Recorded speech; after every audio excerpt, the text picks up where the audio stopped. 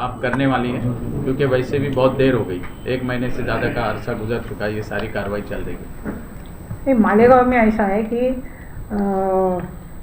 जो किरीट सोमैया मालेगांव में आए और उन्होंने बताया कि महाराष्ट्र शासन को बताया कि यहाँ पे बांग्लादेशी और रोहिंगे शुरू में बताया 4,000 है, बाद में बताया 1,000 है, और अभी उनके कहने से महाराष्ट्र शासन ने SIT के माध्यम से चौकसी 1.5 महीने से शुरू की है। लेकिन मेरे ख्याल से आज तक तो एक भी रोहिंग्या या बांग्लादेशी उनको मिला नहीं है, और ये चौकसी 6 महीने तक चालू करने के लिए शासन ने उनको बोला है, और उसके बाद में शासन को ये SIT कमेटी अहवाल देने वाली है। लेकिन मैंने उनको ऐसा कहा कि आप चौकसी आपने शुरू की है, लेकिन मालेगांव में दहशत का वातावरण हो गया है, लोग घबरा गए हैं, तो ऐसा होना नहीं चाहिए।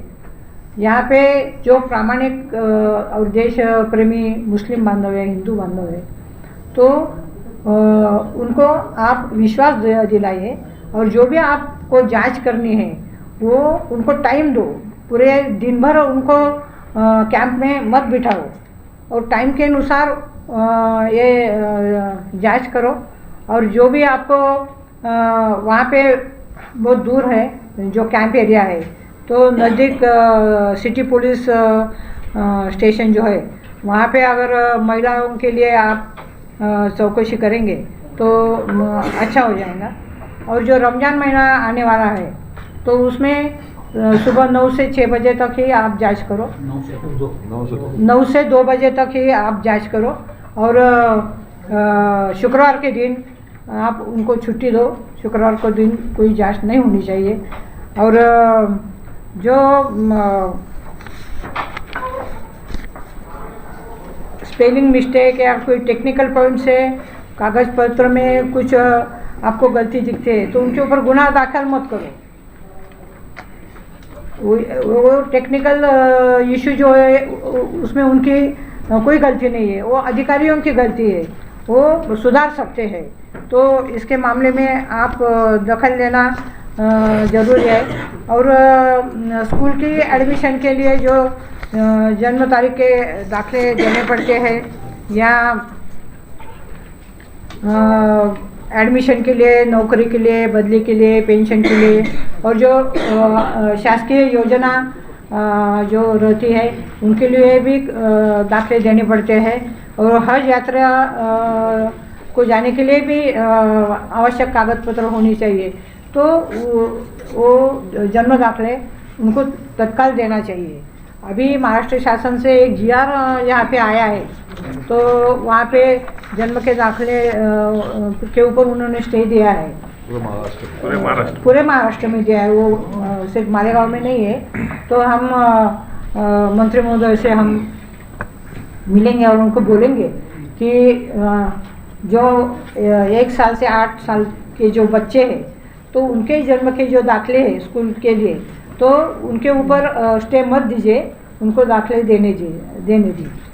मैडम, आप इस मामले के अंदर बहुत देर नहीं कर दी क्या? आज 11 से 12 लोग जेल के अंदर बंद है, उसमें कई खातिन महिला भी है, और कई 19 लोगों को पर FIR भी दर्ज हो चुकी है। आपने छठाना या कोई गांव के लिए पार्लियामेंट के अंदर आवाज़ उठाई थी, SIT की मांग की थी। उस वक्त तो मालेगांव में SIT की जांच चल रही थी और गिरफ्तारी हो रही थी। आपने मालेगांव के लिए कुछ नहीं कहा। मैंने मालेगांव के लिए प्रश्न डाला है और 377 भी डाला है। वो अभी फिर से 10 तारीख से सेशन चालू होने वाला है, वो वहाँ पे लग सकता है। 0 आवर जो होता है उसमें 2 ही मिनट बोलने को देते हैं, और 0 आवर में भी वो बैलेट निकलता है, जिसका नाम आता है उसको ही 2 मिनट बोल देते हैं। इसलिए अभी अगले सेशन जो रहेगा उसमें मैं बात रखने वाली हूँ। और अधिवेशन के पहले मैंने जो प्रेस कॉन्फ्रेंस ली थी उसमें भी मैंने बोला था कि ये जो किरीट सोमैया जी ने शुरू किया है फेक नैरेटिव है, और ये भाजपा ने उनको छोड़ा है, और उन्होंने जितने भी मुद्दे पूरे महाराष्ट्र में उपस्थित किए किसी को भी वो लास्ट एंड तक उन्होंने लिया नहीं है, बीच में ही छोड़ दिए है। और हम मंत्री महोदय से भी हम कहेंगे कि आप इसका जो जांच आपने शुरू की है SIT की, तो आप अधिकारियों से आप उनको पूछिए कि कितने आपको रोहिंग्या और बांग्लादेशी मिले हैं। मेरे ख्याल से तो एक भी नहीं मिला है, लेकिन अगर ऐसा नहीं है तो ये जांच जो है ये बंद कर दो। ऐसे मैं मिलने वाली हूँ, क्योंकि विधानसभा में 3 तारीख से अधिवेशन शुरू होने वाला है। मैडम, ये जो आपको 2 लाख से ज़्यादा के वोट मालेगांव से मिले थे, तो क्या भाजपा मालेगांव शहर के आवाम से ये बदला ले रही है? बदला का मुझे तो ऐसा नहीं लगता है, लेकिन उनको झटका जरूर मिला है।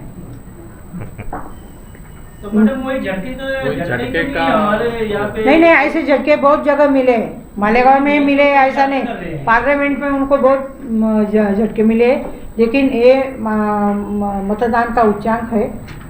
वो मालेगांव करने मेरे ऊपर जो विश्वास डाला है, जो मोहब्बत मुझ पे की है, जो महिला उनके ज़्यादा से ज़्यादा वोट मिले हैं, जो भाइयों के वोट मिले, मैं उनकी शुक्रगुजार हूँ। शहर में यही तो बात हो रही है कि ताई के ऊपर हमने भरोसा करके ताई को इतनी अक्सरियत से वोट दिया, लेकिन आज 1 महीने का दिन होने पे आया, ताई इस मामले के अंदर कोई आवाज नहीं उठा रही है। आज इतनी नहीं, अधिवेशन के लिए मैं आ नहीं पाई, और अधिवेशन खत्म होने के बाद मैं सीधी यहाँ पे आई हूँ मालेगांव में। मैं नासिक में भी नहीं गई।